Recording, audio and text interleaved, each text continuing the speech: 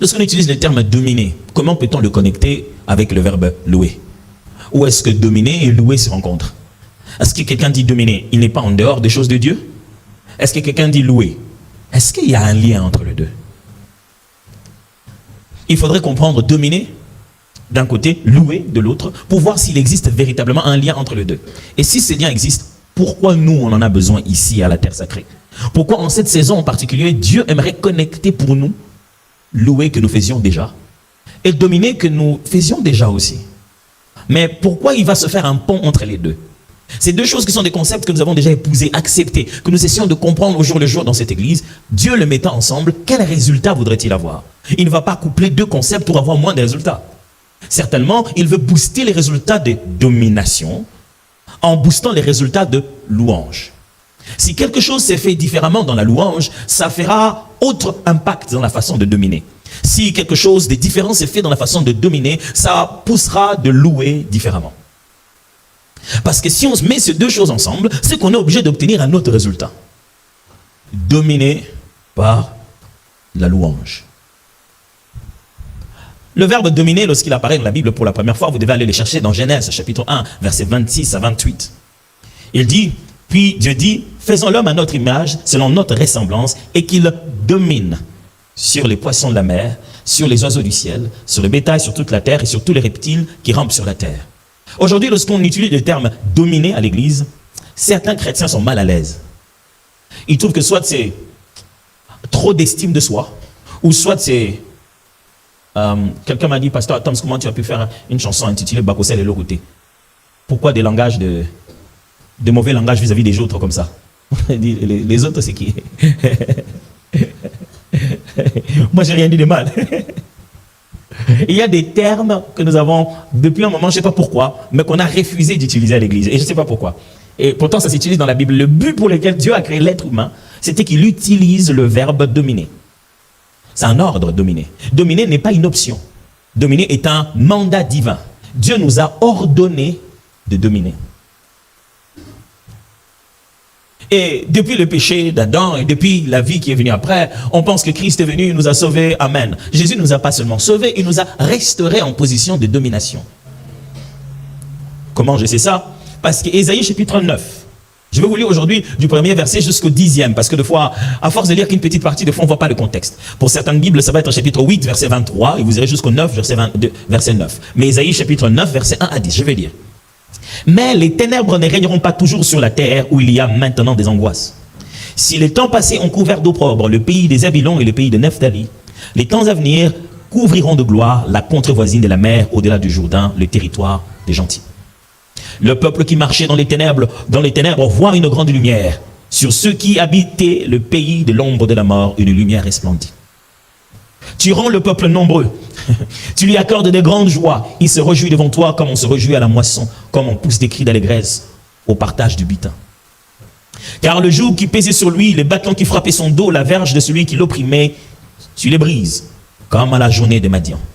Car toute chaussure qu'on porte dans la mêlée et tout vêtement guerrier roulé dans le sang seront livrés aux flammes pour être dévorés par le feu. Car un enfant nous est né, un fils nous est donné. Et la domination, reposera sur son épaule. On l'appellera admirable, conseiller, Dieu puissant, Père éternel, prince de la paix. Donné à l'empire de l'accroissement et une paix sans fin au trône de David et à son royaume. L'affermir et le soutenir par le droit, par la justice, dès maintenant et à toujours, jusqu'à ce que fera. Voilà ce que fera le zèle de l'Éternel des armées. Le Seigneur envoie une parole à Jacob, elle tombe sur Israël. Tout le peuple en aura connaissance. Éphraïm et les habitants des Samaries, qui disent avec orgueil et fierté, des briques sont tombées, nous bâtirons, et en pierre de taille. Des sycomores ont été coupés, nous les remplacerons par des cèdres. Je voulais qu'on puisse lire un peu ce contexte, parce que des fois, à force d'utiliser juste le texte « Un fils nous est né, un enfant nous est donné », on pense que c'est un texte pour Noël. Regardez, est-ce que vous avez suivi ce texte? Le prophète est en train de prophétiser sur une situation réelle de la vie du peuple d'Israël, annonçant une restauration de Dieu, en montrant qu'ils sont dans un contexte de guerre où ils souffrent par l'oppression. Et le fil d'idée se brise. L'histoire d'un enfant apparaît comme ça. Il est là en train de raconter, voilà, nous étions dans les souffrances, mais l'Éternel va amener, il va amener un changement. Et pouf, un enfant vous est né, un fils vous est donné, il continue son histoire. Et le seul lien qui est entre les phrases, c'est que ce fils et cet enfant que l'on promet a quelque chose à voir avec l'accomplissement de cette paix, de ce changement. Mais l'on précise, la domination reposera sur ses épaules. Quand Christ est venu, le véritable Adam, pour pouvoir faire continuer la lignée de Dieu, c'est la pensée originelle de Dieu. Il n'est pas venu nous restaurer seulement ou nous sauver du péché. Il est venu nous restaurer pleinement dans ce que le véritable Adam devait avoir, qui est la domination. Vous me suivez toujours? Il est important de croire déjà maintenant que la domination nous concerne tous. Et qui dit domination, mes amis, ce n'est pas par rapport aux esprits mauvais d'abord. C'est très important. Vous savez, Jésus aurait pu voler en l'air pendant des longs moments et on croirait qu'il est Dieu. Pourquoi a-t-il choisi de marcher sur l'eau? C'est pas un miracle d'abord. Le but d'un miracle, c'est que ça doit réparer les cours de choses pour apporter un bonheur aux hommes. Mais le but d'un signe, c'est que ça va émerveiller le peuple sur les capacités surnaturelles de Dieu, donnant un message sur sa personne. Et marcher sur l'eau n'était pas un miracle, c'était un signe. Il ne guérissait personne, il ne changeait personne. Et la seule chose qui était là, c'est qu'il montre sa domination sur toute chose.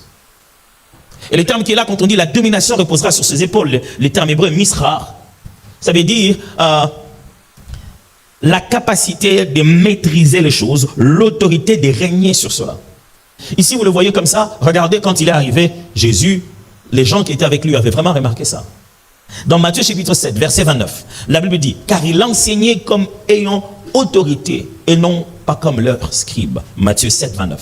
Il enseignait comme ayant autorité, pas comme leurs scribes. Permettez-moi de faire mon devoir et de le faire bien en introduisant les sujets. J'ai vraiment besoin d'établir toutes les bases pour qu'après, quand l'œuvre va se faire, ça monte rapidement. Amen. Il dit, il enseignait comme ayant autorité, non pas comme leurs scribes.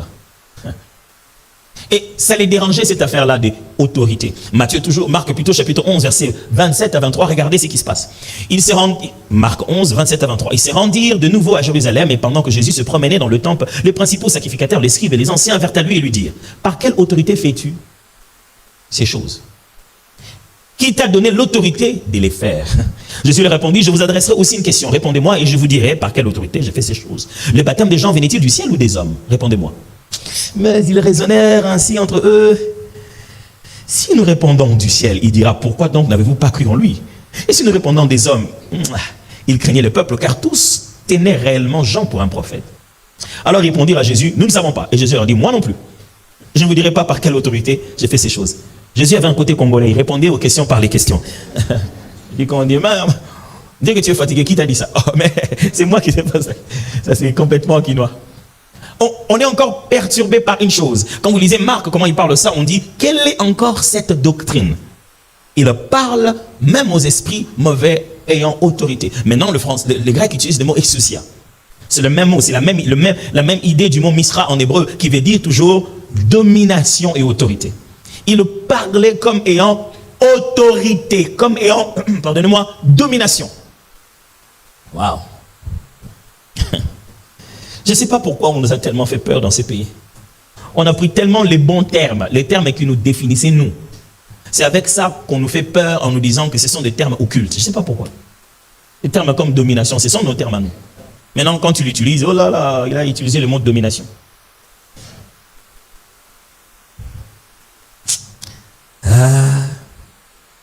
Ma plus grande prière, si vous voulez savoir, mon plus grand fardeau pour l'église du Congo, c'est que l'église du Congo grandisse.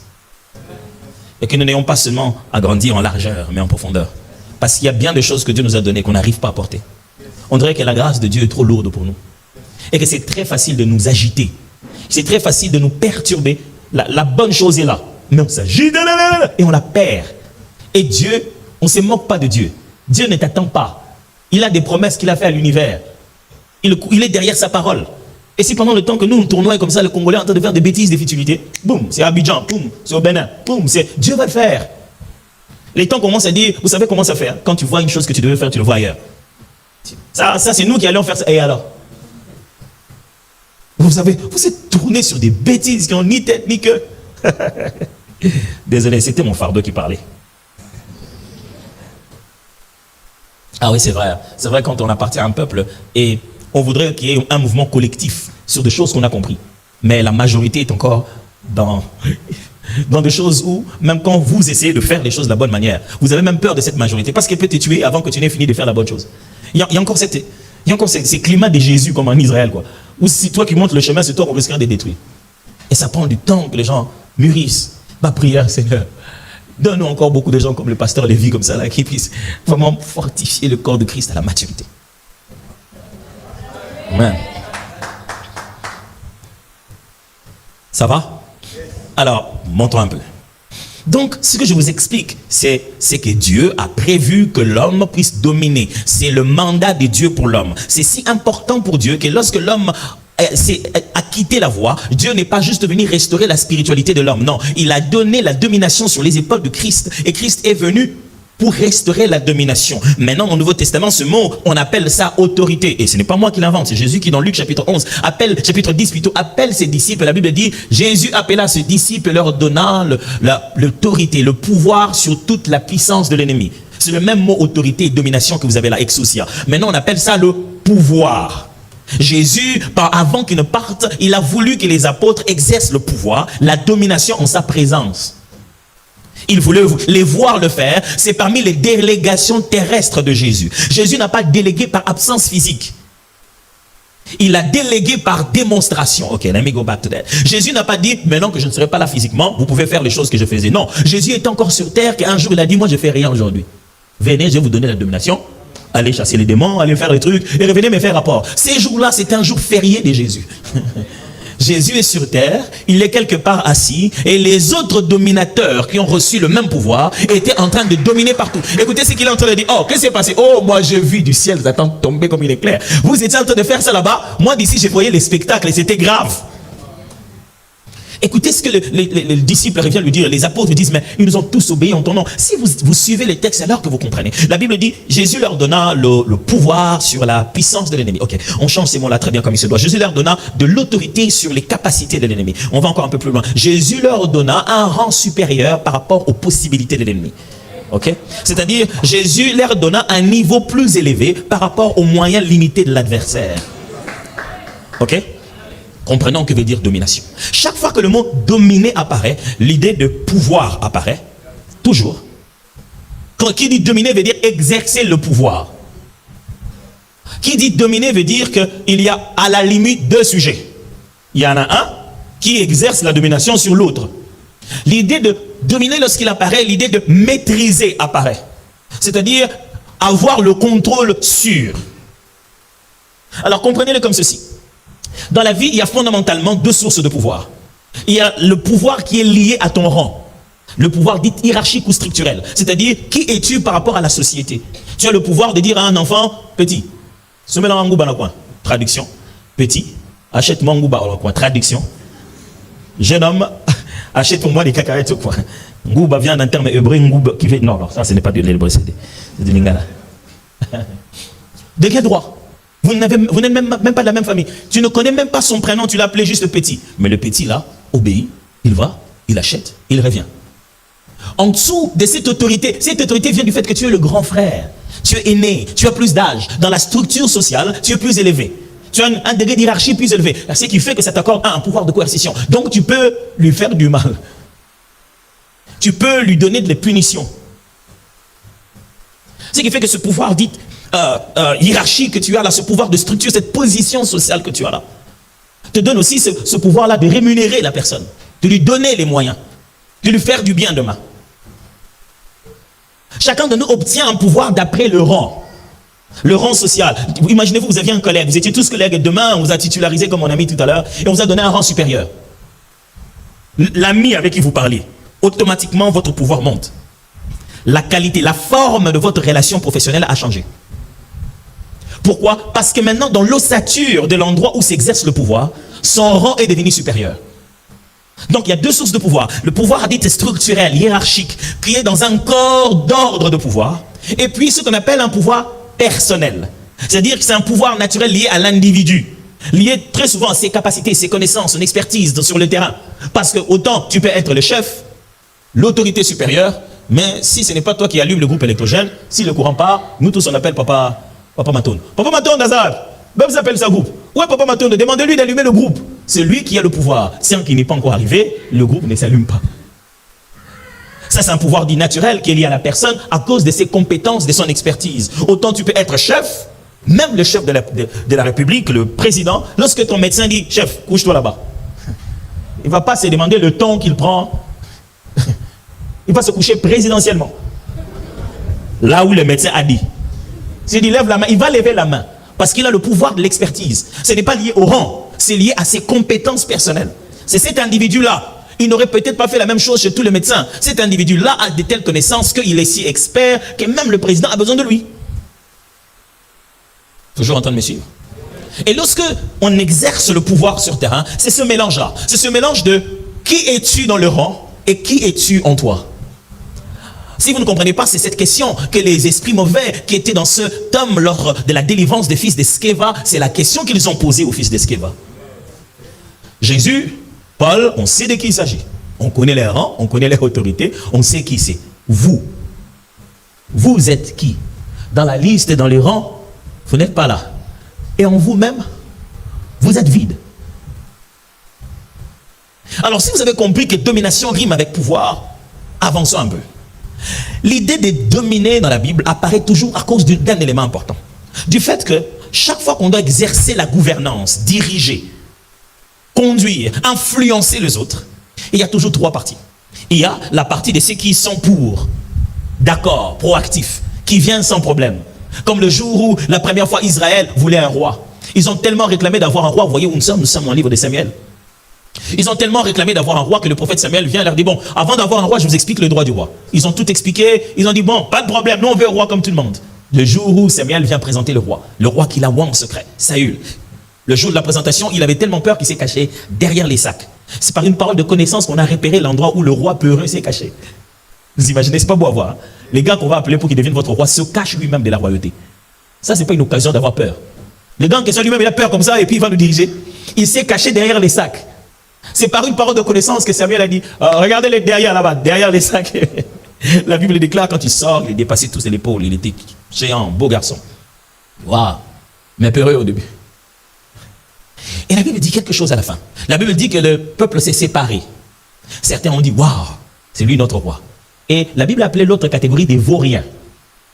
Elle dit, il y a une catégorie des vauriens qui se sont mis à dire, c'est lui vraiment qui nous dirigerait. Chaque fois qu'il y a une onction, chaque fois qu'il y a un leadership, chaque fois que quelqu'un est appelé à conduire les autres, il s'est fait fondamentalement 2 groupes, mais en réalité 3 groupes. C'est ce que je suis en train de vous expliquer. C'est très facile de voir ceux qui ont dit « Oui, mon roi, nous serons avec toi » et ceux qui ont dit n'importe quoi, c'est lui qui va nous diriger. Donc c'est ce qu'on appelle des pour ou des proactifs et c'est ce qu'on appelle de contre ou des opposants. Le proactif, il est bon avec toi, il t'aime, il aime tes idées. À peine que tu as commencé à parler, il dit « Ouais, j'aime ça. » L'homme de Dieu, tu n'as même pas encore fini de parler, il dit « D'accord. » C'est ça le monde. Nous sommes entourés des gens qui sont comme nous. Nous, entre nous ici, bien-aimés, pendant que nous sommes en train de prier, là, oh, alléluia, bien-aimé, le Seigneur a fait quelque chose. Un frère vient ici, dit, bien-aimé, je témoigne, j'aimerais témoigner. J'ai souffert des migraines pendant longtemps, toute la semaine, je ne savais pas ce que c'était. On est venu ici, on a prié pour moi. J'avais des frissons et maintenant je suis bien, je n'ai plus mal à la tête. Nous, les proactifs, les pour, qui croyons à la puissance de Jésus, nous disons, Amen, Dieu l'a guéri. Il y en a un qui est là, dit, comment ces gens des illuminés, hein? Quelle bigoterie. Quand tu as de la fièvre, c'est aucune maladie. Les migraines, ça peut être la source de n'importe quoi. Des migraines sont que des symptômes. Il a souffert de quoi? Et en plus, il a juste pris de l'eau et qu'il s'est senti mieux. Les migraines se sont arrêtées. Il est possible qu'ils soient en train de couver maintenant les symptômes. Ça, c'est un contre. Il fait qu'il n'arrive pas à voir la même chose que nous. C'est trop facile. Il faudrait lui donner plus de preuves. Et au milieu, il y a ce qu'on appelle maintenant les passifs. Les sans camps. Les gens qui veulent tellement avoir raison, qui n'ont pas de camp. De sorte que quand ça a marché, il va dire, je vous l'avais dit. Et quand ça n'a pas marché, il veut aussi être capable de dire, il ne veut pas échouer. Il ne veut pas avoir des problèmes. Il veut à tout prix avoir raison dans le décamp. Donc il est au milieu. Dans une condition normale de direction, vous êtes toujours là? Ça va? Je vous ai perdu? Ça va? Ok. Dans une condition normale de direction, les 100 positions là sont les plus nombreux. Ils hésitent. Les opposants là sont toujours un petit groupe qui essaie de faire pression sur le milieu. Et les proactifs sont toujours un petit groupe. Tout le monde les prend pour les fanatiques. Non, et ce sont des fanatiques du pasteur. Quand le pasteur dit, ils ne font même pas le temps pour réfléchir. Non, ce n'est pas des fanatiques, c'est juste des proactifs. Ils sont pour, ils sont passionnés par la même idée. Mais ceux du milieu, là, pour qu'ils se sentent à l'aise, ils ne croient pas à ce que les pour disent. C'est pourquoi même quand vous avez parlé dans le groupe, eux, ils écrivent inbox. C'est pourquoi même quand l'opposant n'était pas à la réunion, ils lui écrivent.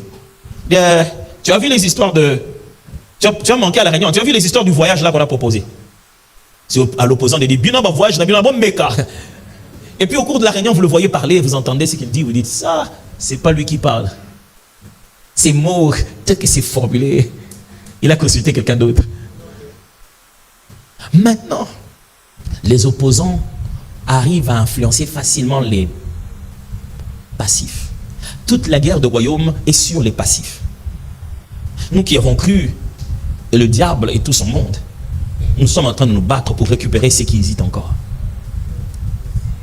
Mais ceux qui hésitent encore subissent une telle influence de l'ennemi. Ceux qui hésitent encore croient que pour être équilibrés, ils doivent écouter tout le monde. Ils veulent écouter et la vérité et les mensonges, goûter jusqu'à ce qu'ils se disent non, le mal est mal, je les laisse. Or, nous, on sait qu'à un moment, quand tu goûtes au mensonge, tu n'as plus la force d'abandonner. Alors, voilà ce qui arrive. Il arrive qu'à un moment où les opposants ont trouvé une stratégie de te faire haïr même par les passifs. De créer un climat où les hostiles se multiplient. Tu ne peux plus régner normalement. Tu dois dominer. La domination a tout son sens lorsque le degré d'opposition est plus élevé. Lorsque les noms, la contradiction, lorsque la contestation monte, la domination doit se manifester.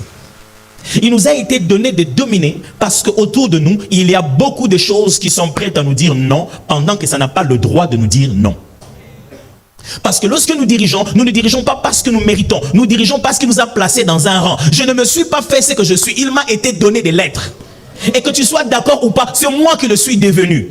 Et si je viens te demander que tu puisses me suivre, ça ne marchera pas. Il faudrait que je m'impose de sorte que le pouvoir qui est en moi se manifeste plus puissant que le pouvoir que toi tu as. Et alors tu vas commencer à me suivre malgré toi.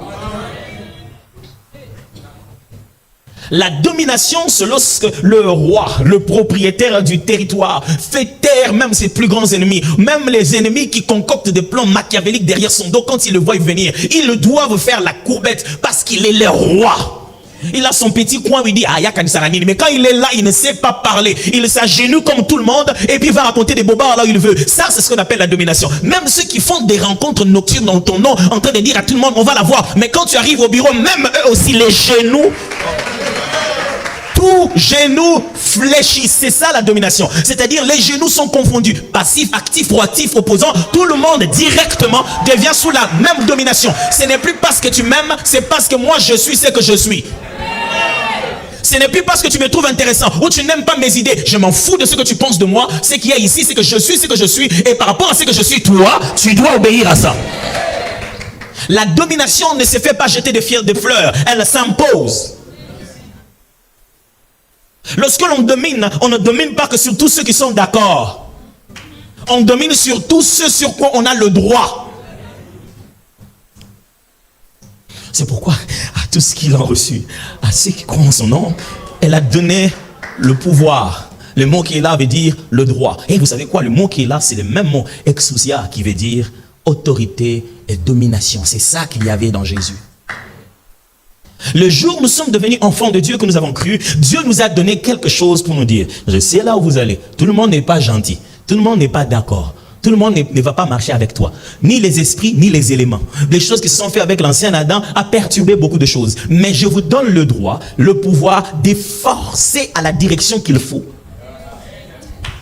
C'est pourquoi Paul pouvait le dire. Il dit, bah écoutez, notre travail c'est quoi? Voilà. Nous arrivons là-bas, nous renversons les forteresses. Et nous ramenons toutes les pensées captives à l'obéissance de Christ. Il veut dire, les gens ont des idées préconçues, mais quand on se met à parler, on soumet la philosophie tâtonnante à la réalité des Saintes Écritures. Frère, nous ne sommes pas en train de faire une démocratie. Nous sommes en train de marcher pour un royaume. C'est là qu'on utilise les mots dominer. Si vous êtes mal à l'aise avec dominer, allez faire des élections. Mais il n'y a qu'un seul Dieu, un seul roi. Et je n'ai pas le temps de t'expliquer ce que le royaume veut dire. Si tu ne crois pas au royaume, tu vas goûter à la domination du royaume. C'est peut-être le système présidentiel que nous avons hérité des colons qui ne nous fait pas de fois comprendre très bien la Bible. Dans la Bible, ce n'est pas la présidence. Dans la Bible, ce n'est pas des motards et des gyrophares. Dans la Bible, quand tu entres, ce n'est pas vous entrez, vous attendez, le chef arrive, vous vous levez. Non. Quand vous entrez, il est assis sur son trône. Et l'écart qu'il y a entre là où on t'a fait entrer, jusque là où il doit lui être. C'est-à-dire au bout il démarche à force de ça, pas sa force. C'est-à-dire que, et là, on appelle ça en architecture le gigantesque. La grandeur de la construction fait que tu te sens petit. Les plafonds sont énormes, tout est loin. Et quand tu marches, tu vois juste un trône là-bas, élevé. Et toi, tu dois t'avancer. Et c'est entouré d'ici.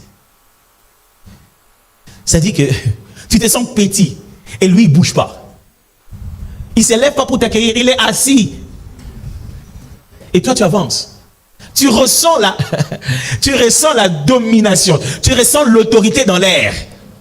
On ne t'intimide pas. Personne ne te dit, toi, non, on ne te dit rien. Dès qu'on t'a fait entrer là, toi-même, tu es perdu. Tu ne sais pas faire de faux mouvements. Plus tu avances, puis toi-même, tu sais que je ne peux pas laisser mon visage debout comme ça. Je dois un peu me baisser. Jusqu'à quel niveau je m'arrête? Toi-même, tu ne sais même pas à quel niveau tu t'arrêtes. Dès que tu arrives, tu vas entendre seulement les armes là-bas. Ça te dit que arrête-toi là. Et prochaine étape, tu te prosternes. Au roi, vis pour toujours. Tu respectes le protocole. Tu commences par dire non, non, non, ça ne se passe pas comme ça. Tu te mets d'abord à dire qui il est. Tu parles au roi, quel bonheur, merci de m'avoir accepté, de me permettre de me présenter devant votre présence, devant votre face. Ça, c'est la domination. La personne qui parle comme ça, là, s'il a l'occasion de le tuer, il va l'assassiner. Il est venu là parce qu'il n'a pas assez d'armes, il n'a pas beaucoup de gens. Il laisse ce roi-là, il veut que ce roi-là puisse le protéger. Mais s'il le pouvait, il pouvait l'assassiner et lui devenir roi. Il n'est pas à 100% d'accord, mais il veut devenir roi. Puisque c'est lui qui a le pouvoir. Je ne sais rien faire. En fait, il n'est pas d'accord, mais il n'a pas les capacités de le soumettre. C'est ce que la Bible appelle domination. Vous voulez que je prouve ça encore? Jésus-Christ donne une anecdote. Il donne une sorte de parabole pour parler de son retour dans la gloire. Il dit, il y avait un prince dans une ville. Et pendant un moment, il est rentré dans une ville pour aller se faire investir de l'autorité royale. Vous connaissez cette parabole? Et pendant qu'il était absent, les gens de sa ville ont envoyé un message en disant, nous ne voulons pas de ces gars-là, qu'ils ne reviennent pas. Nous ne voulons pas qu'ils dominent sur nous, qu'ils ne reviennent pas. Ils ont envoyé des messages pour qu'on ne puisse pas lui donner l'autorité royale qui vient régner là-bas. Après, il est revenu avec l'autorité royale. Il a récupéré toutes les personnes qui étaient contre lui. C'est ça, régner. On ne règne pas en faisant tout le monde de oui-wiste. On règne en imposant, on sait que tout le monde dise oui, là il doit dire oui, même s'il n'aime pas. Si vous n'êtes pas prêt à avoir ces sentiments dans les cœurs, vous n'êtes pas prêt à dominer. Nous sommes dans un monde où on nous apprend que tout est consensus, tout est susceptible, tout est question de s'entendre. Il y a des choses pour lesquelles on ne s'entend pas. Il n'y a pas d'organisation des Nations Unies pour la liberté, souplissement de domination sorcellerique des familles. Il n'y a pas d'organisation pour le paiement de la dette familiale dans les choses spirituelles. On ne va pas renverser celui qui régnait sur nous pour qu'on fasse un cessez-le-feu. On ne renverse pas un tyran pour faire des cessez-le-feu avec lui. Non, on renverse un tyran pour se mettre à dominer à sa place. Il ne connaît qu'un seul langage, c'est le langage de la force. C'est le langage de l'autorité supérieure. Frère, je ne suis pas en train de vous dire que Dieu va tuer tous les sorciers de la famille, tous les opposants des endroits. Non, c'est pas ça. Ils vont être là, mais toi, tu vas dominer sur eux. Vous avez entendu ce que Dieu a dit à Caïn, le jour de son péché, où il a tué son frère. Il est venu le voir et dit, Caïn, ça va? Pourquoi tu envisages comme ça? Et écoute ce qu'il lui dit. Tu sais, le péché se couche devant ta force. Le péché se couche devant ta porte. Et ses désirs sont tournés vers toi. Mais toi, domine sur lui. Dieu ne nous enverrait jamais sur la terre pour dominer en sachant que l'adversité est plus grande que la nôtre. Impossible. Ça, c'est de l'irresponsabilité. Quel genre de parent il est de nous jeter sur la terre et puis de nous placer sur la terre et dans cette terre, il nous jette un dragon. Les dragons là, ils ne pouvaient pas les jeter ailleurs. Il n'y a pas de planète Jupiter. Pourquoi il prend les dragons anciens? Il les jette ici. C'est le seul endroit où on peut le dompter. Parce que ceux qui sont ici sont de la même nature que celui qui est là-bas. Dieu n'en jettera pas dans votre fosse un dragon qui va vous faire du mal. Si vous voyez un papa en train de dire au chien, allez, allez, va là-bas là où il y a les enfants, il sait que les enfants peuvent le contrôler. Dieu n'a pas envoyé le diable pour dominer sur l'univers. Il a envoyé le diable pour qu'il soit dominé. Et Dieu sait que nous ne pouvions pas être comme lui. S'il faut être comme lui, nous devons aussi intégrer cet opposant-là. C'est comme ça qu'on sera réellement son image et sa ressemblance. C'est pourquoi l'Éternel, dans toute sa gloire, quand il dit Satan, est-ce que tu as vu mon serviteur Job? Tu crois que la conversation de Satan et de Dieu, c'est quel type de conversation? D'amis? Ou de roi, des rois qui dominent sur tout? Même quand tu ne veux pas lui parler, tu dois lui parler.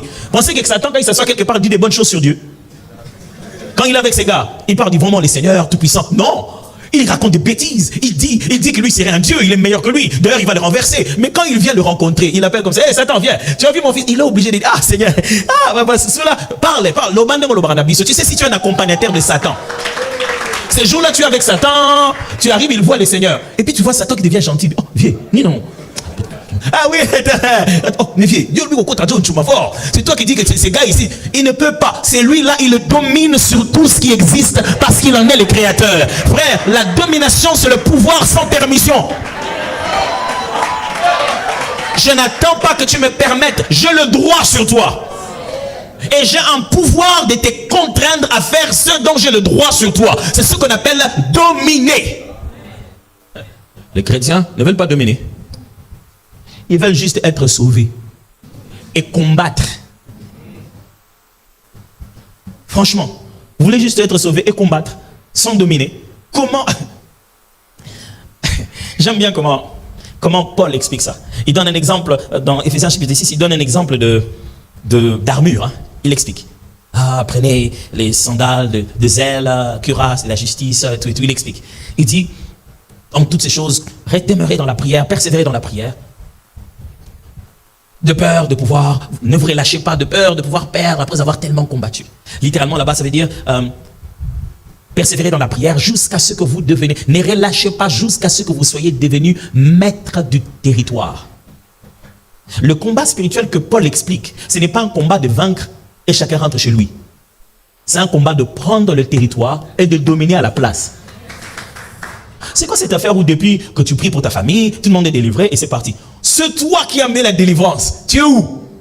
Tu crois que si tu laisses les choses reprendre leur cours, ces gens-là ne vont pas revenir? Oh non? On doit changer d'homme fort. On ne peut pas laisser le terrain sans un homme fort. Toi, tu ne veux pas être l'homme fort? Un jour, j'ai tenté d'enseigner quelque chose à l'église et tout ça.